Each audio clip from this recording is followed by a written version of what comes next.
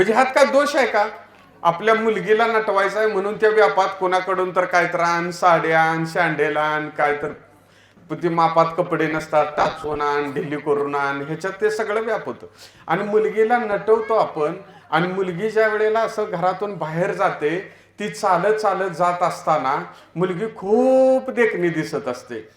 पण एकदा नजर टाकून बघा, त्या मुलीच्या धापट मुलीची आई पारुशी असून सुद्धा देखणी दिसत असते का? तर ती तिच्या लेकीकडे बघत असते. तिच्या चेहऱ्यावर आनंद असतो की माझी लेक आज कशी दिसत्या. अगदी त्याच पद्धतीनं आईच्या भूमिकेत ही संयोजक पोर आहेत की त्यांच्या चेहऱ्यावर आनंद आहे की तुम्ही सगळे आला, की त्यांना आनंद झाला की बाबा आम्ही हे सगळं केलं आणि सगळं गाव एकत्र आलेलं आहे. आणि म्हणून आपल्याला शिवचरित्र, आई जिजाऊंचं जीवन आपल्याला एकत्र घेऊन जायचं आहे. की शिवाजी महाराज ज्या वेळेला लहानाचे मोठे व्हायला लागले, त्यावेळेला जिजाऊंनी सांगितलं नाही शहाजीराजांना की बाबा तुम्ही असं करणार असाल तर मग माझं तुमचं काही जमणार नाही. त्यांनी सांगितलं तुम्ही खुशाल जावा, मी माझ्या मुलाला घेऊन, आपल्या मुलाला घेऊन राज्य निर्माण करेन. म्हणून ते कुठे गेल्या? त्या पुण्यामध्ये गेल्या, जिथं आदिलशाहीने सगळा पुणे प्रांत बेचिराग करून टाकला होता.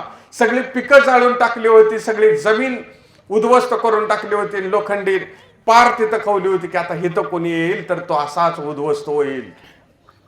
आई जिजाऊ तिथं गेल्या, मायमाऊली तिथं गेल्या. तिथल्या लोकांना सांगितलं की तुम्ही सगळेजण एकत्र या, सगळेजण एकत्र येऊया आणि ह्या परिस्थितीत आपण आपलं जीवन अधिक प्रगल्भ करूया. मी आहे, मी तुम्हाला आधार देते, मी स्वतः प्रपंच उभा करून देते तुमचा. हे सांगायला गेल्यानंतर इथं इतिहास अभ्यासक असतील, आई जिजाऊंना पुण्यात राहायला साधं घर सुद्धा नव्हतं, वाडा लांबच. दुसऱ्याच्या वाड्यात आई जिजाऊंनी लेकराला घेऊन आसरा घेतला. तो काही जगण्यासाठी केविलवाणी धडपडीसाठी नव्हता, 2 वेळच्या जेवणाच्या उदरनिर्वाहासाठी नव्हता, तर तुमच्या आमच्या आयुष्यामध्ये एक साम्राज्य उभा राहावं.